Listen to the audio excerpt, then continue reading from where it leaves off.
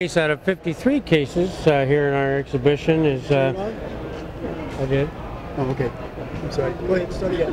And it's still the last case of our 53 cases that That's how I feel. Not you. well, now that we've interrupted it twice, let's start it a third time.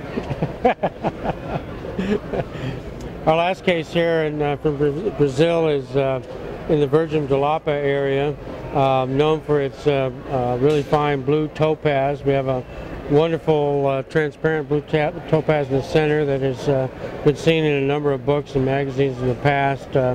It was in the Steve Schmale collection, as well as in John Barlow's book and his collection, and now resides in our collection as a center point. It's just beautiful, naturally blue, not irradiated at all topaz.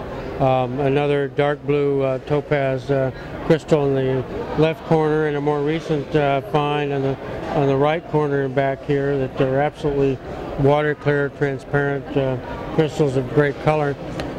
We have, along with this, from Virgin de Lapa, some very deep violet purple herderite crystals of significant size, with choral tourmaline crystals included and sticking out like spears across the top of the termination. These are one of a pocket of the largest known herderite crystals in the world that were found when that came out of the ground.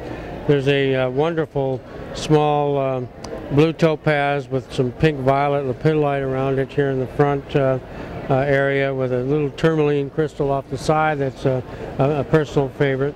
We have a colorless tourmaline over here on the right side that is coated on the bottom and the back side of the piece, but with a rarity called zanazeite. It's a brown mineral. In this particular case, if you see it at all, it's very unusual. It's more often seen as a emerald green microcrystal. There happens to be some on this eosphorite crystal right up here in the front as an example, but without a microscope you can't really see it. We have a wonderful titanite or Spann crystal here from the Capellina area that is a personal favorite of ours, that just kind of glows in the light. This is, as we were showing earlier, some of the Madagascar Spanns and the incredible fire that comes from those. These have that same quality. There's a whole series of thumbnails. Titanite is almost always twin, so you've got these V notches in every one as part of how you determine what it is. And there's some wafers, such as, actually it's a doubly terminated wafer here in the center that is a titanite. On the far left side, there's some unusual, do you have a flashlight, Tom?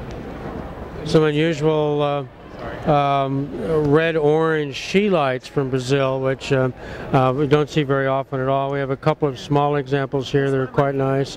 And then a tourmaline cap. It's a dark blue. I don't have a light to show you exactly, but there's a deep dark blue tourmaline base and a bit of a fibrous termination, and a green, dark green tourmaline cap on the top of it that is kind of a fun piece. In back of that we have a kyanite crystal, some tourmaline. There's some rose quartz crystals, a real wonderful starburst rose quartz in the back that once upon a time belonged to Josie Scripps of the Scripps Foundation family in the West Coast. She was a very avid collector until her passing not too long ago. And there's a Colonel Murta tourmaline here on the right side and back, with a nice blade of lepidolite kind of between the branching tourmaline crystals that really glows. It has quite a lot of yellow tourmaline, which is an unusual color, on its terminal end, with quite a bit of orange and some red coloring down the banding along the way. On the far right side here is an unusual beryl.